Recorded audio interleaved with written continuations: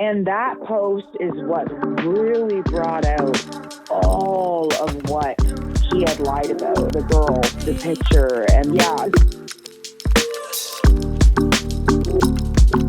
Welcome to More Than an Inmate's Girlfriend. I'm your host, Jay, and we are on the final part of our 3-part series. I hope you enjoyed it. If you haven't checked out the other episodes, the previous 2 episodes are part of this series. So there's Anna's episode, which speaks to Anna about her experience reaching out to a pen pal that's incarcerated for the first time.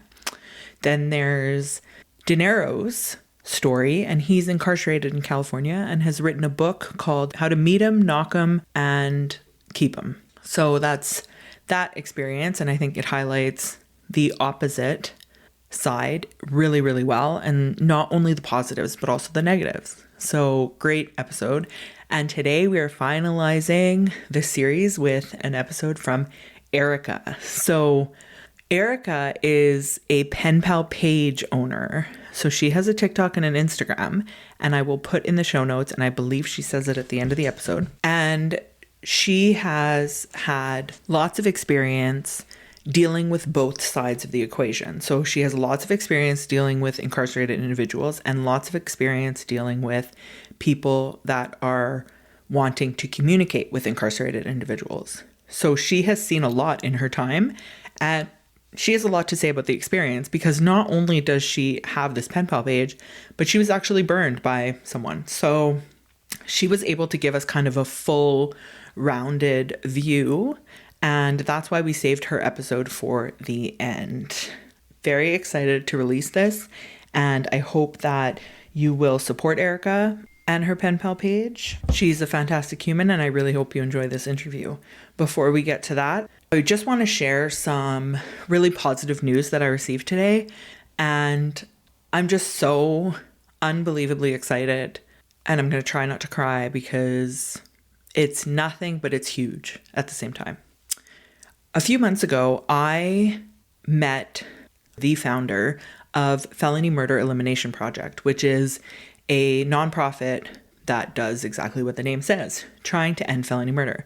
For those of you that haven't followed me on this whole journey, my husband Nicholas is incarcerated for felony murder, which in his case means that during a felony, someone was killed.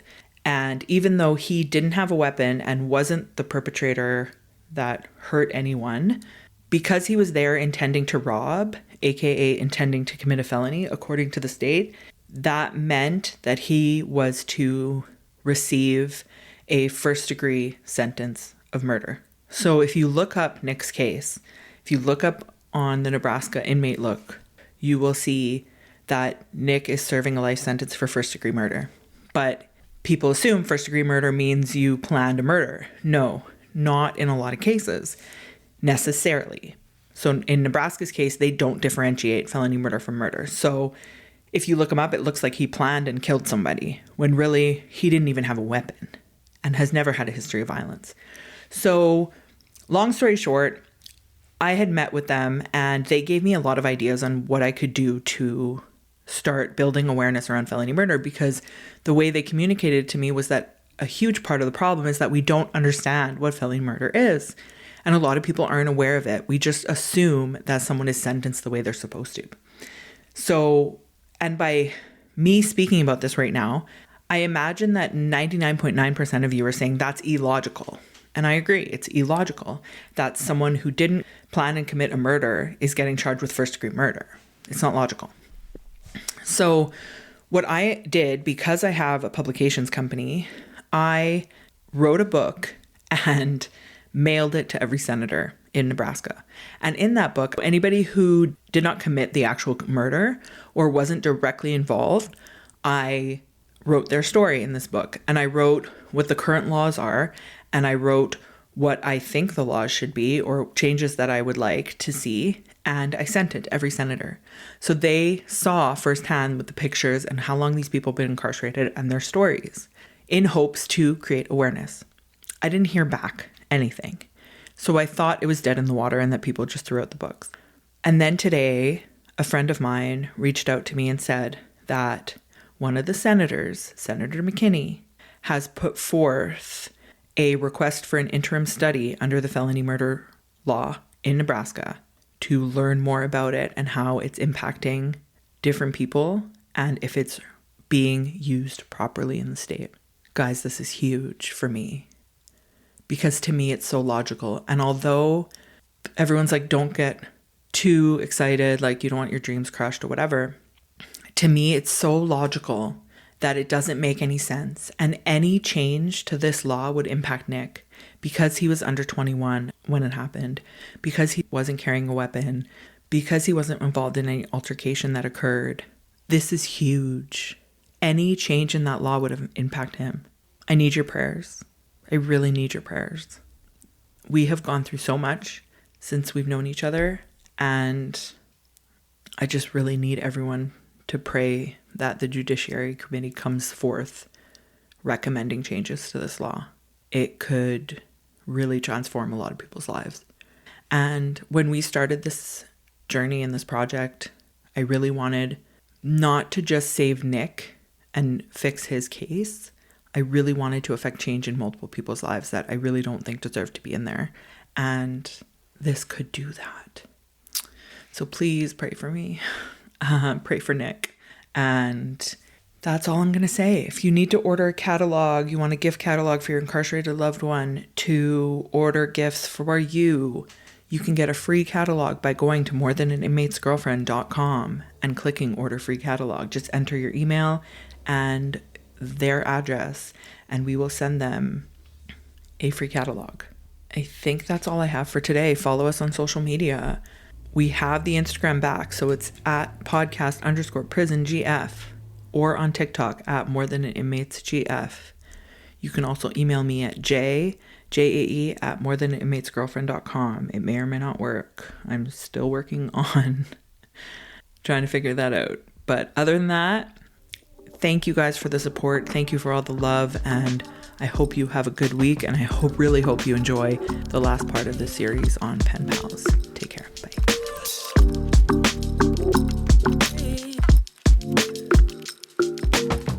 Ericka, I've been waiting so long for this interview. People are going to be itching for this episode because you know so much on this topic. Yeah, no, and it's crazy to know this much about this topic as a female. Yeah. It's been a ride, I'll say that. Over a relatively short period of time, too. Yes, exactly. So you were in a relationship with someone who's incarcerated and it ended. What happened? I was working full time and I had to take medical leave. My line of work is mental health, and the burnout can be real sometimes. And I had budgeted commissary, I had budgeted phone calls, all that good stuff, right? And once I needed to rebudget is when everything started to go downhill for us. He would say things like, oh, well, I'm used to this and I'm used to that. And the entitlement to money constantly started fights. And when I finally stood my ground and said, listen, this is what I have right now, this is what you get, I started to notice that in video visits and stuff, there was this picture of this woman who was bent over a car. Oh. And at that point, you get this intuition, right? As a woman, as a human maybe. And I'm like, who is that? And see, a part of me had seen it before, but that part of my brain was not computing. This is the same female that was there during his arrest. I didn't know the full story until later, but we'll get to that. I had seen this picture on Facebook and I looked and I'm like, who is that? Or what is that? And he was like, oh, it's just one of the tattoo girls, because they can get magazines and all that kind of stuff. So he played it off like that. And then after that, I never saw that on his cup ever again. I'm very observant, right? And it just became an issue over money. He was very entitled to something that I could not do anymore. So that's where I was like, okay, I have this pen pal page that's been handed to me now. Go find people and get your commissary. Oh, you said it. Yeah. You know, I said, these are my rules for it. I know that there's pages out there who will just take anybody or whatever, but I have a specific set of rules because of my own life story. Yeah. And he just was like, no, that'll get me into fights. I've already gone from minimum to max, and I'm trying to get better here, not have to fight some dude for pen pal post. Okay. So there was that. Then after that, getting my nails done, I get my lashes done. Something like that for me cost me about $45. And I'm in Canada, I will say that. So that $45, if I were to send to his books, would end up being maybe $10. Whoa, what? Yes. So the exchange rate, right? Yeah. Say I were to send him the $40 that I spent on getting my nails done after $10 service fee to Access Corrections, and then his restitution is 20%. Oh. He's looking at $10.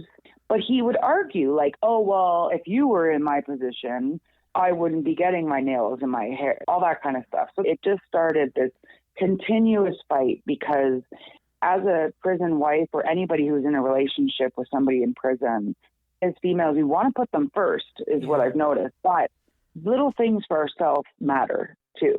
And he was trying to take that from me. So with the money and then the girl and then his lack of wanting to do things for himself, we would fight a lot of the time, and I just couldn't do it anymore. The moment I had that page, he was, okay, put me on the pen pal page. I'll find somebody who will take care of me. In my opinion, that's one of the worst things that you could say to somebody who's holding you down. Like 100% has your back, wants to be there at the best of their abilities. I probably did more than I should have at certain times. For you to say something like that, that was my breaking point.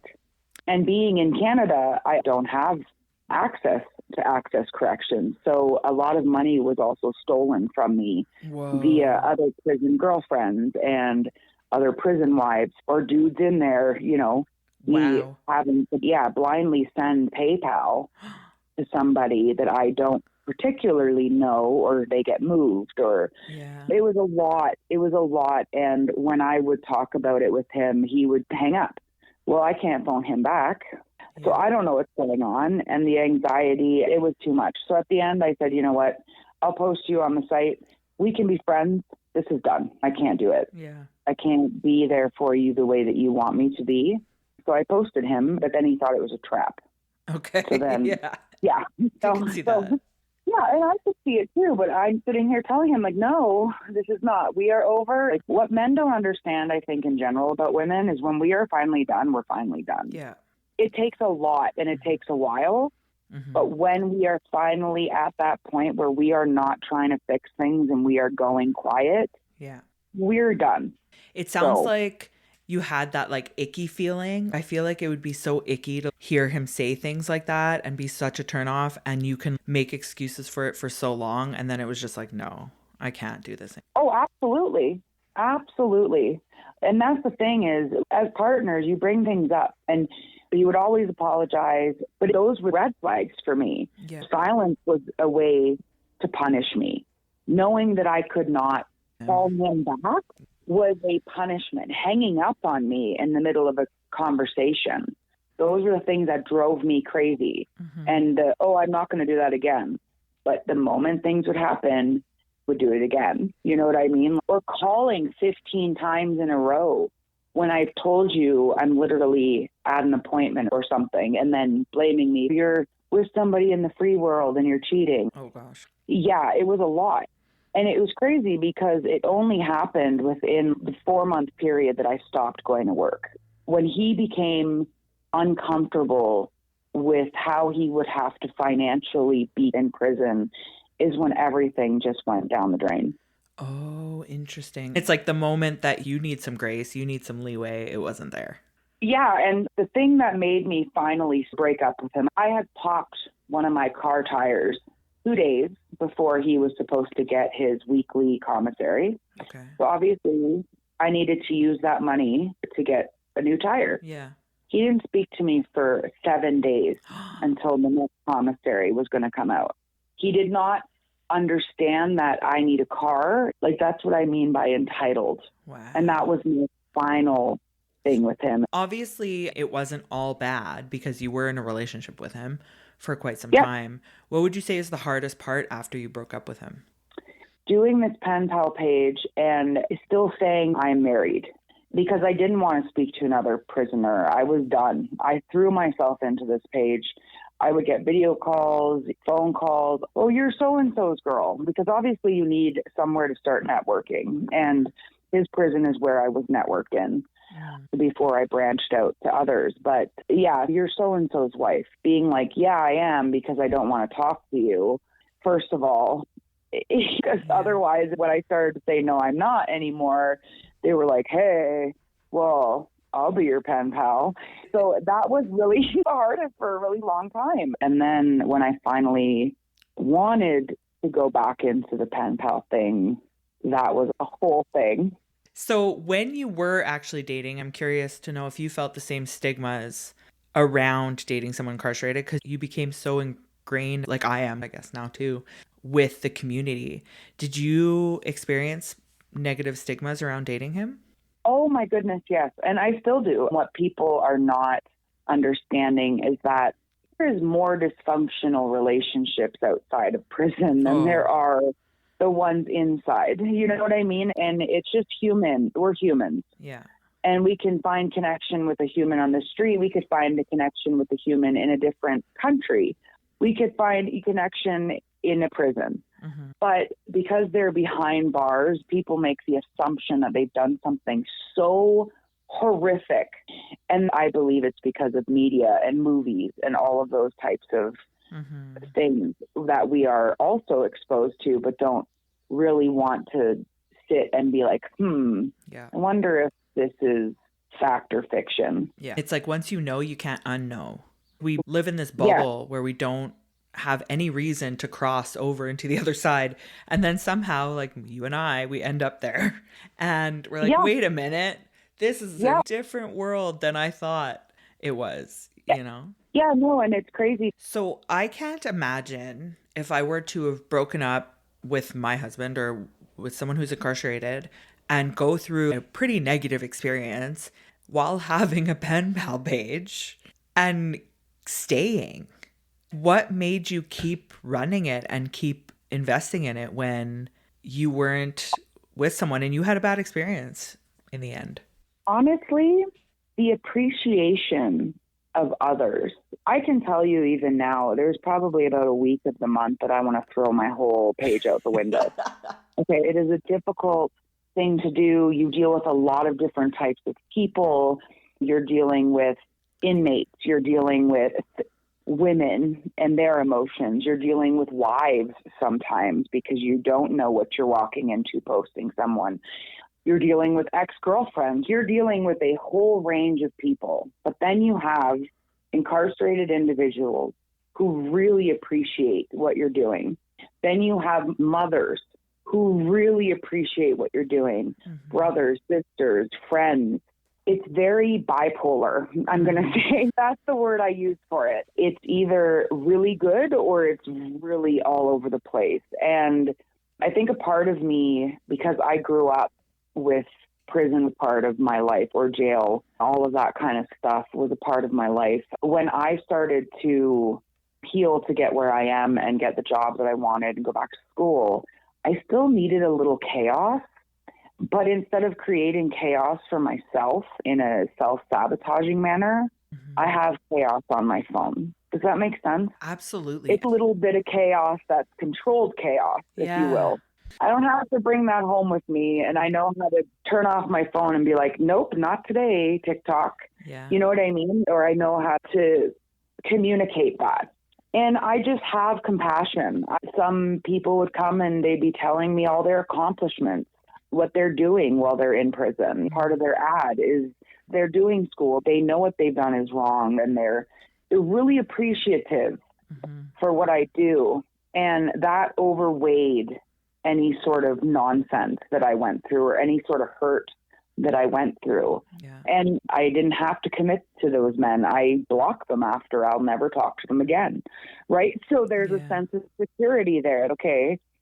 And honestly, one of the first things I say is I find out you're hustling for money, you're off. I set these really big boundaries with these guys to make sure that my page is safe, and I will take you down if you are being just like him, basically. Right. You know, that was my way of putting boundaries and creating the page to be a little bit more user-friendly. I totally and completely relate to you on that, because I publish books for incarcerated authors, and sending them their cover page or sending them their book, and the level of appreciation and love and joy that emulates from them when there's so much darkness around them and they're so used to people screwing them over, and their first response is always to not trust someone, and you never know if someone's going to do the right thing or whatever, and here you are doing that and trying to help them and trying to help their family so that they can find someone to connect with. It really is an unparalleled experience for me doing it. I have to absolutely agree. I've had messages like, listen, my family hasn't even been here, and here you come, one individual from a different country, and the compassion and the empathy and just the unbiased, unjudgmental way that I go about it makes them believe in people again. That's exactly what I was going to say. It's very positive experience. Yeah. That's exactly what I tell them. I'm like, you know what? Not all of us are bad. And if I can show you that there are good people in this world, maybe you can continue finding more. Don't lose hope. We are good. We do these things at reasonable prices for a reason. Yeah. No, and it's crazy because we talked about the stigmatization of how the world sees them and how they see us as the same way. You know what I mean? That's why I know that there is really good people in prison. They just made mistakes. Yeah. We are all one mistake away from being in the same place. So why are we judging?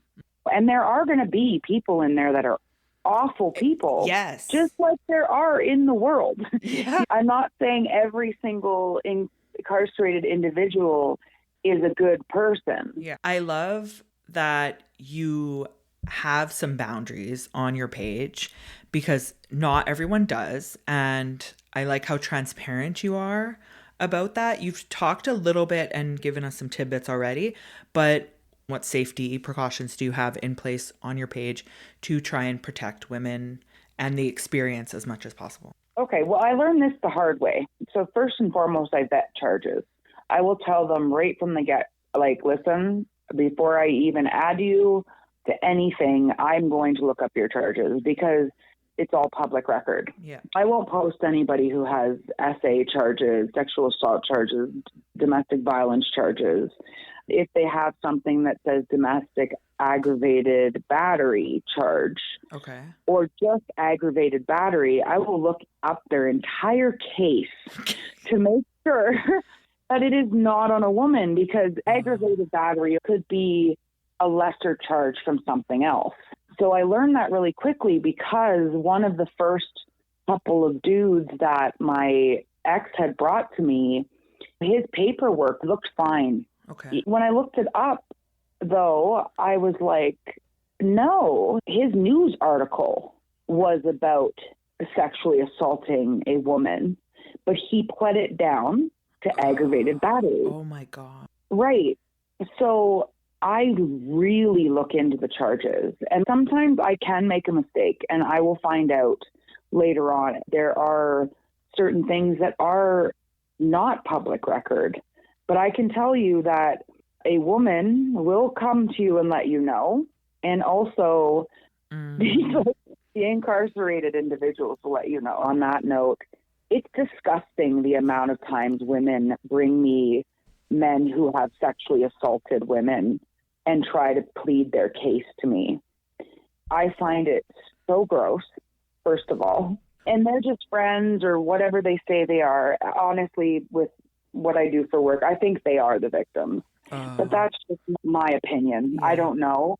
But the way they will argue for somebody who has done something so vicious to a woman, why are you arguing? It's crazy to me. Also, I do go on the exposed pages because people love to expose everybody. There is a blacklist of dudes. I take it as a grain of salt, to be honest, at first, until I read comments and I find screenshots and all of these types of things. There are women that'll go on there and be like, oh my God, this happened to me and now everybody's horrible. Like, no, I need solid ass proof that he's just doing it for the hustle, and I will take him down. Okay. I explained you do need to pay for messages.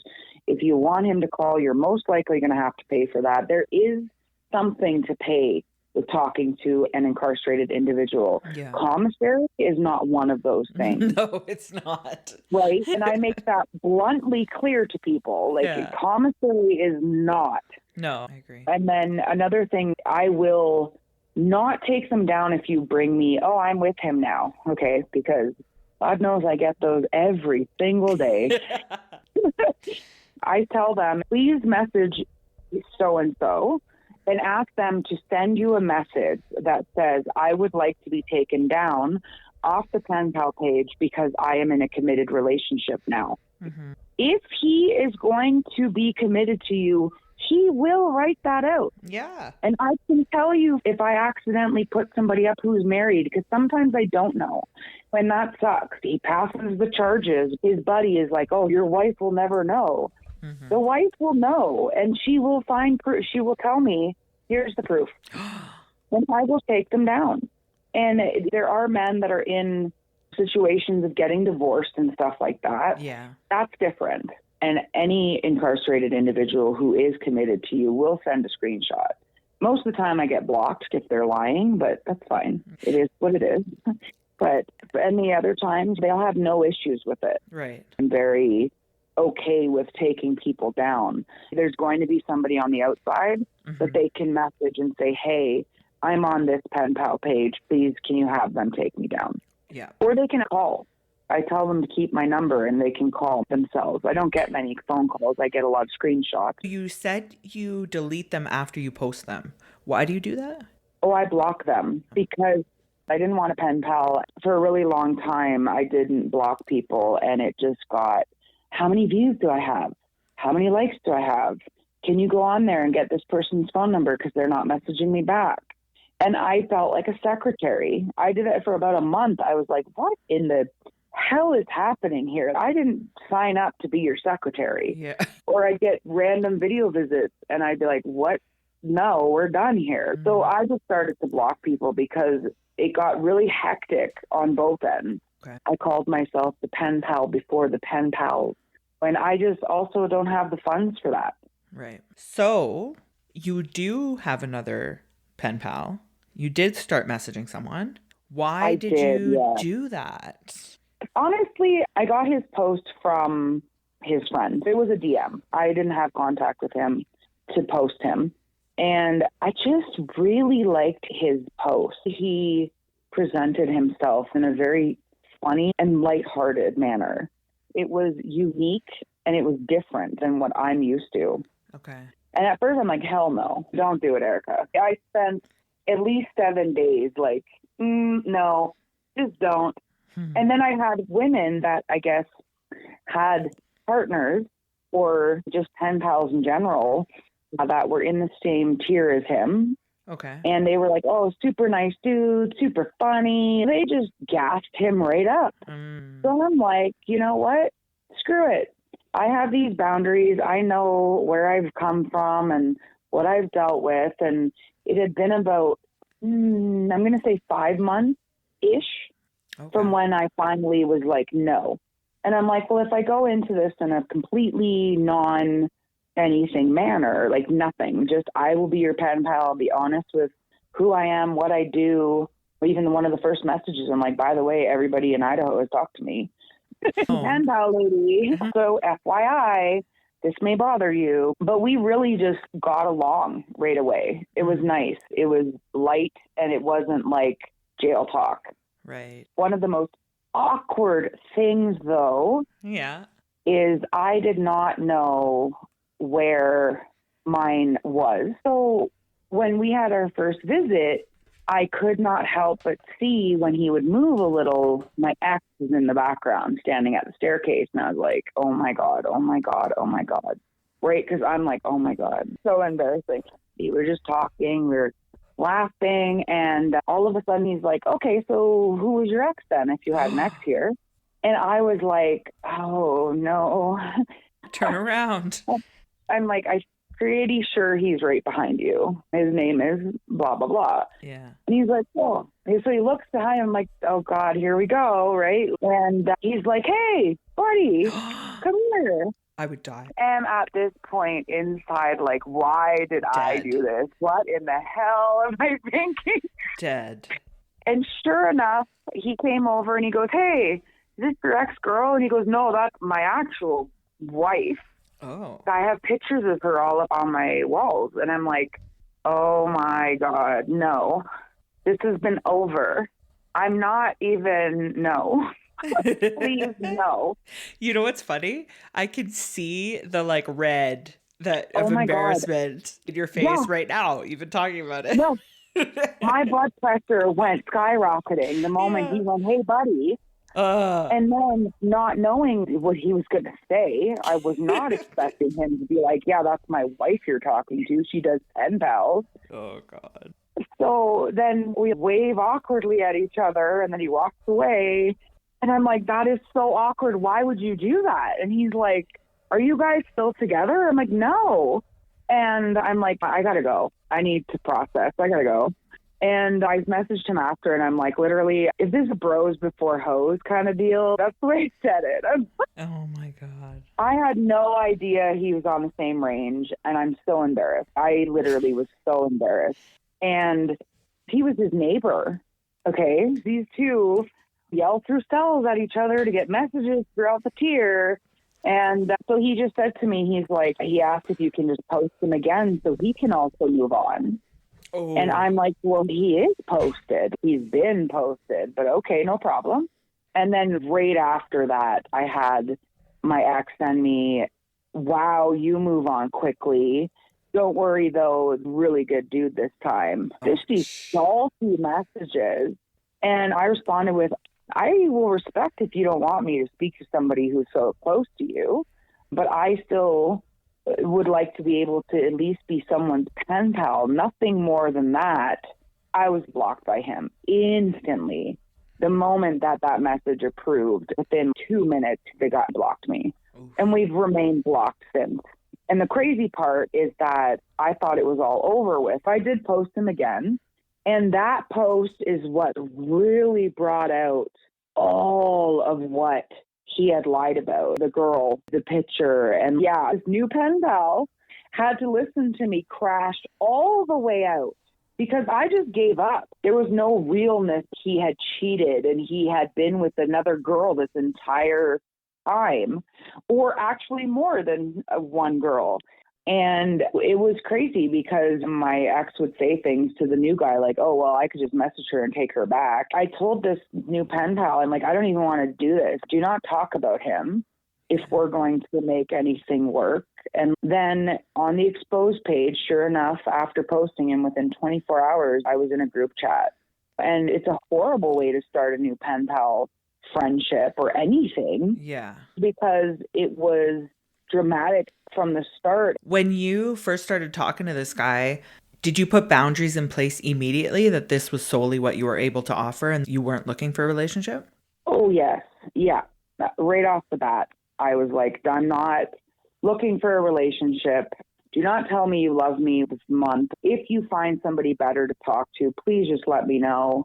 Don't make me look stupid online because you have a million pen pals. I'm not going to send you money. I will make sure that I have funding to message you, phone calls. You can go ahead and video visit. And then I said, just don't expect a relationship from me. I can be here as your friend. We're laughing. We're having a great conversation. We're relatable to each other. I'm like, because you're on the pen pal page, do not bring your pen pal drama into my inbox either.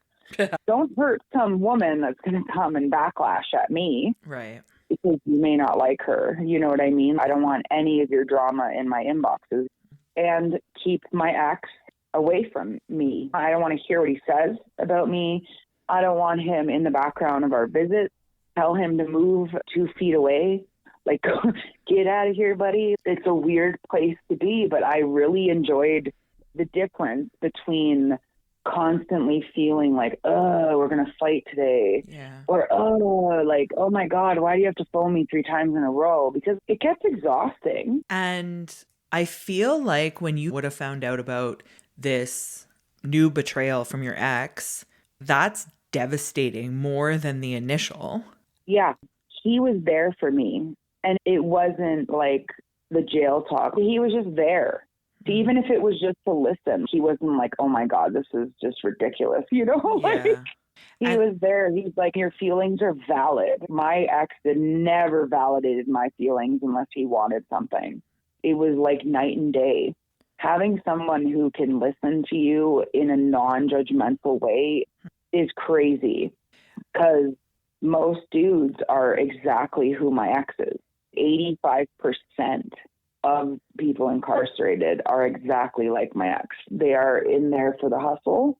And to have another person who's incarcerated be like, yep, that's what we do, Wow. And unfortunately, many women will stay in those situations. And because I didn't want to stay or I didn't go back, this was happening. I'm just curious. After you found that out, did it make sense, or were you completely shocked that that was even a possibility? Everything made sense.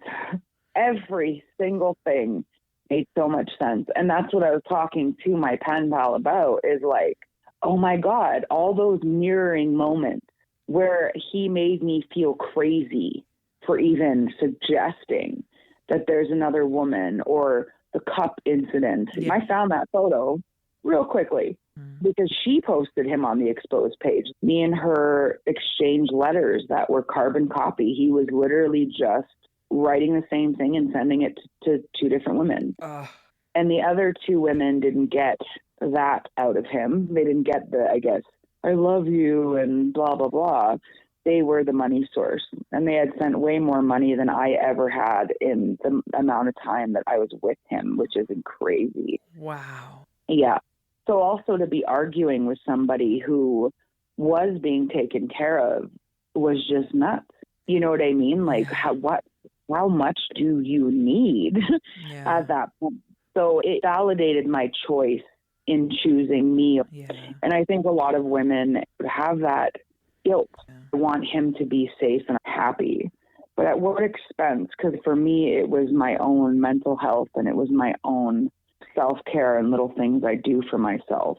Right. So the question of the hour that everybody is probably thinking is, after talking so nicely about your pen pal and not so great about your ex, what is the difference between a pen pal and a boyfriend? Honestly, not a whole lot when it comes to somebody who's incarcerated. I have to say, not a whole lot. I guess the intimacy factor was part of it. Yeah. But the emotional bond is there within a week or two. You start to know how that person is, and there's not really a difference. Would you consider it cheating if you had a boyfriend and you were talking to your pen pal? Yes. You would? Yes. Yeah, I definitely would. And the thing is, I talk to many people in a day, but it's only to create pen pal posts. My loyalty right now is to my pen pal, and we're not even in a relationship. And vice versa. He does tell me he talks to this person or that person. Why isn't it turning romantic? Is it hard not to? So, yes, it is hard not to. But we're going as slow as turtles, really getting to know each other, how we react to each other. And that's something that most don't take the time to do. Like, I'm like, oh, you don't call me as much as my ex did, or I'll say stupid things like that. I need a little bit more attention than he gives at time. But when I do tell him that, he shows up. And he has told me, I'm not treating you like a hustle. I'm not treating you the way that you have been treated, because nobody should be treated that way. So there's different mindsets within people incarcerated as well. Some believe that if you're in a relationship, then all the money should be coming to me. Right. And he hasn't asked me for anything to do with money. There's a sense of commitment without being committed. Does that make sense? And we both have had people leave him. So there's that sense of abandonment from both of us. So we keep each other at arm's length, but would like to see go in that manner. Yeah. But not the way that we've learned is the hard way in the past, if that makes sense. Yeah. You can't just start a relationship out of Exactly. nothing. They jump into it. And even for me Yeah. with my relationship, my husband, I didn't see him on a video visit or talk to him on the phone until like 4 months or 5 months in. We were just writing. And Yeah. it really built. And when we look back on how our relationship foundation was built and why it's so strong, when people ask us why it's so strong, and it's because we spent that time where I was not interested in getting in a relationship with him, but I was interested in picking his brain and learning. And he fascinated me on so many levels that the relationship just became inevitable because we had such a strong, deep connection as friends and as pen pals. And honestly, that is my advice to women who are getting into this is don't answer the phone. Don't video visit. Mm-hmm. Honestly, I know how hard that is. It's weird to say that because I do what I do. I visit everybody and I get a visit from him daily. And it's when you hear somebody's voice and when you see them and how you're interacting, the dopamine is there automatically. They say love is blind and stuff like that. When you're feeling that sense of happiness, you're like, okay, this is who they are. This is who they're going to stay. But if you don't take the time to just know them for a period of time, then it's all going to crash down on your head. And that's something that happens very often. I have had the moments with him where I've even blocked him before. Oh, wow. Yeah, but we're at that point where if you were to leave my life, I would be sad about it. Right. And I feel like that doesn't need to be romantic. Going back to that, it doesn't need to be romantic to feel that way. Yeah. Once you are used to somebody being in your life, friendship even, it's hard when people leave for whatever reason it may be. It is really difficult when people leave when you've created any kind of bond. And I think that being there for somebody who's incarcerated doesn't mean being in a relationship with them, you know? And I think women get that misconstrued a lot of the time. And even I've heard from inmates themselves, they wanted friendship. And this person is like, well, you have to be with me because I'm going to send you money. Or they're like this, and this is how it is. But there's this delusion that they want it to be dating. They want it to be a relationship. And that's not what most of them are there for. You've touched on it a bit already, but what have been your observations and experiences with dealing with women? Because I feel like a lot of women want to know, are they the only ones that's been crazy and messaged? Women are exactly like incarcerated men. It's just the way I see it. A woman could be shown that he is talking to multiple people and we'll be like, no, he's only for me. I've seen that many times. I've seen people put up initials on these sites and they're not even talking to that person. They can't come with proof that they even talked to that person because he has just not liked them, or vice versa. Also, incarcerated individuals that are all in the same spot, they know if you're talking to 20 different dudes as well. And that's often the thing, and it bothers me because there's this thing that, oh, all incarcerated men are talking to a million women. Well, so are the women.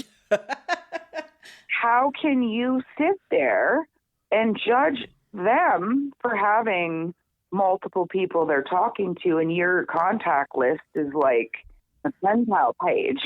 There are women causing ruckus, stirring up drama that is not even yours to start. I stay off those pages as much as I can. I'm going to say this also as a disclaimer.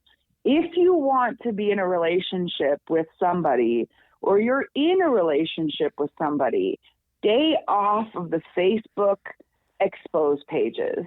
It will drive your mind batty and it will cause a bunch of fights. Fair. Because some of these women are on there to create drama because they're upset with how their relationships turned out. Some of these women are really just on there feeding off of such toxic women. Yeah. It's disgusting. There's a lot. It's a lot. Would you say it's more women causing drama that you've experienced or more women getting their hearts broken? Women causing drama. Really? Hands down, women causing drama. I can tell you that on my personal page, I have about 7,000 followers, and those women are holding their men down and have no drama. Yeah. You know what I mean? They don't put it online. Mm-hmm. They don't do any of that kind of stuff.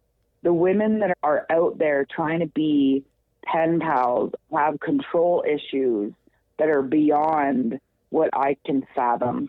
They think that they can control these men with money. Okay, so I've given you $50. Now you have to talk to me. Whether you like me or not, whether there's a connection or not, I did something for you, so now you're going to do this. Yeah. They're already in a controlled environment. Mm-hmm. Nobody has control. Yeah. You have to let go of control in order to be in that type of relationship or in that type of dynamic. And also, I hate this narrative that like, oh, well, incarcerated individuals shouldn't have standards. They're incarcerated. They're still human beings. What do you mean? Mm-hmm. It's gross. And it is women. It is a lot of it. Wow. I'm a woman, and I hate saying that out loud. I really do. But we are the problem. Women are the problem. I was given this pen pal site by a woman who is now married to an incarcerated individual that happened to be at the same prison as my ex. And they're doing really well. And she married him incarcerated. They met because of her page. And I love their story. I love it. And she was somebody who was there for me in the end, but I'm going to say there's like 85% of even women, maybe 90% have watched Love After Lockup and want to be the next warden. That's the way I look at it. And it's disgusting. There's women who have one bad story with a man and they will throw him out all over the internet. And men can't come and tell us their story. Mm-hmm. They can't go on Facebook and say, so-and-so is harassing me. Yeah. You know what I mean? They're the voiceless in all of this. And another thing I will say that I've noticed is the women that are seeking connection, a lot of them are DV victims and they find safety with these men. And I'm one of them. The thing is, I've noticed, and I'm not saying it's like for everybody. Mm-hmm. The good women end up with shit men sometimes, or really good ones. There's no in between. And then the women who have been abused end up with abusers. And that bothers me. But these crazies in the middle, which I'm going to call them, they just have control issues. That's what it is. They think that he's incarcerated, so obviously we can do what we want to him. Right. Women's behavior is disgusting when it comes to being a pen pal.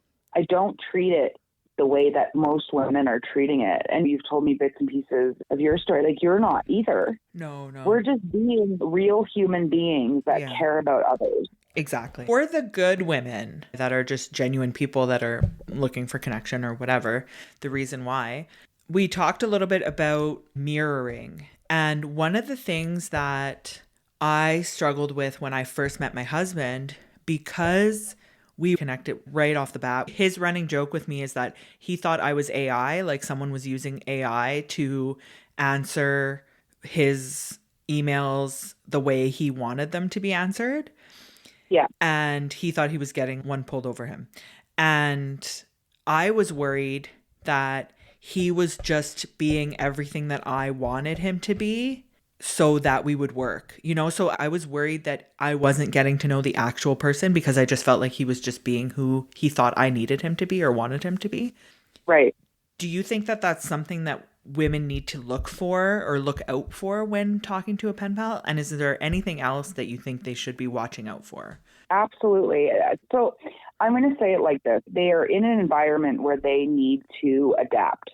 When you're in an environment where you need to adapt and be a certain way, you're going to be able to mirror people's behavior pretty well, right?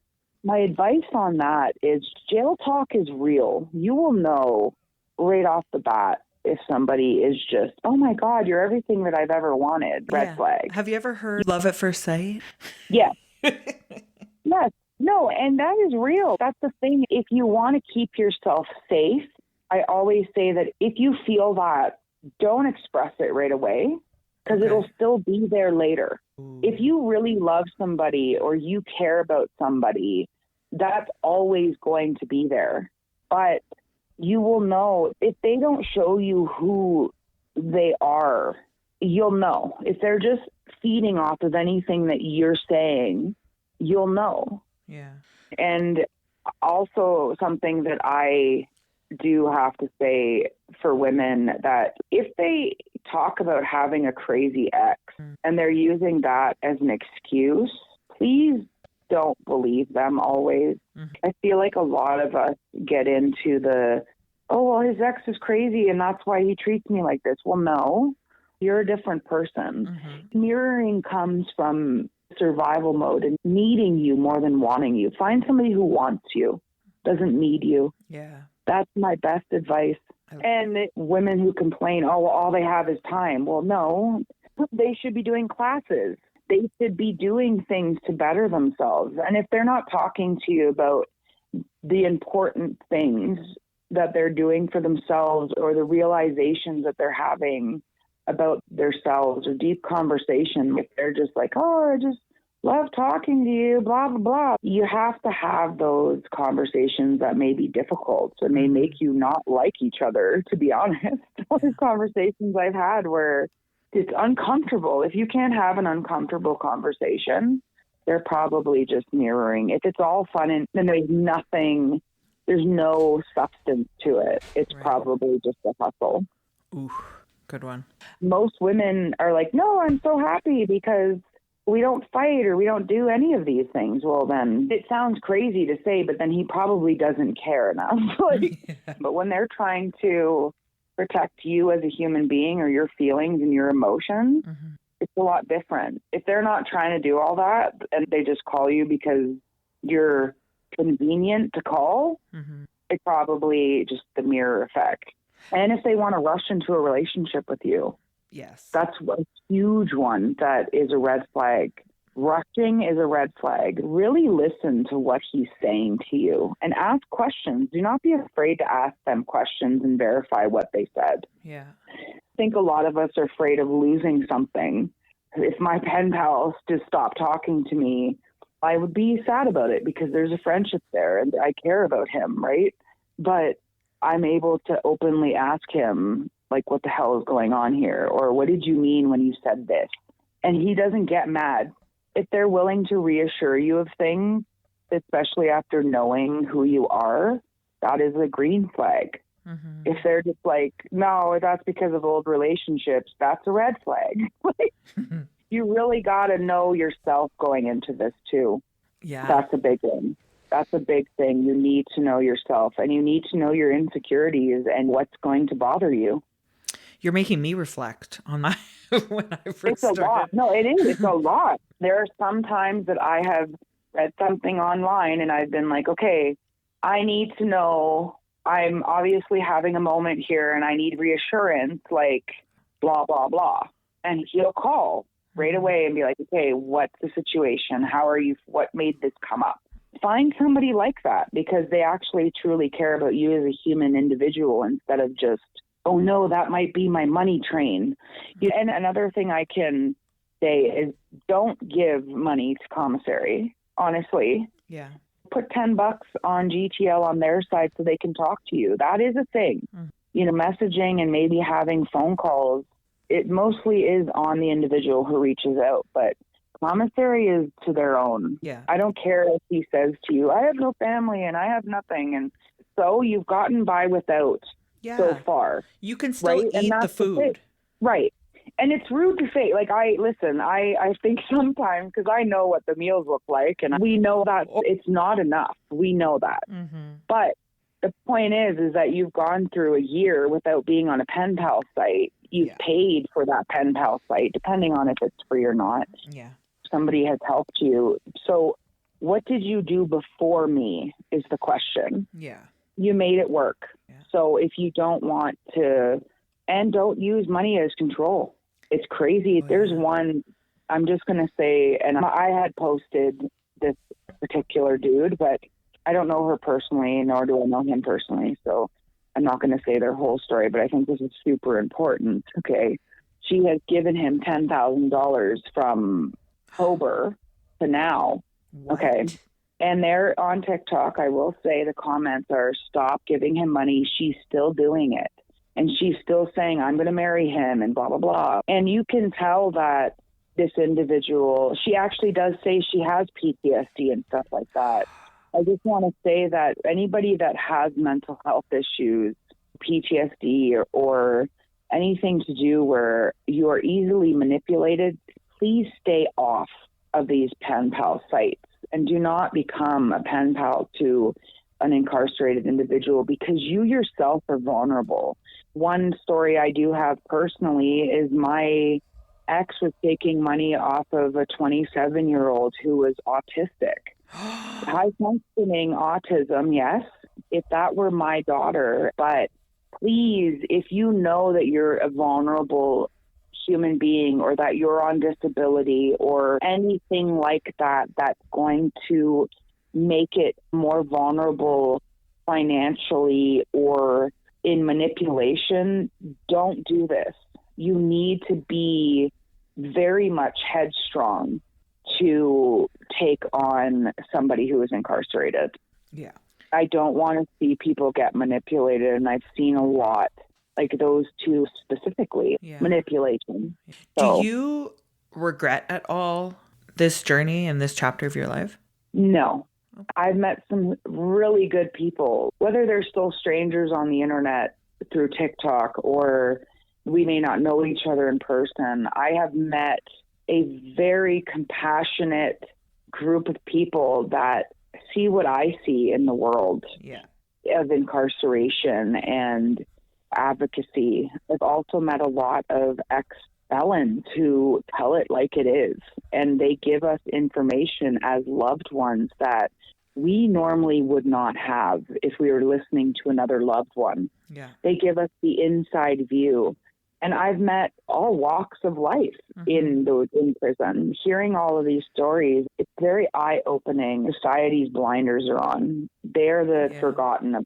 They are just the forgotten. Okay, they're safe now because they're in prison. Well, that's not true.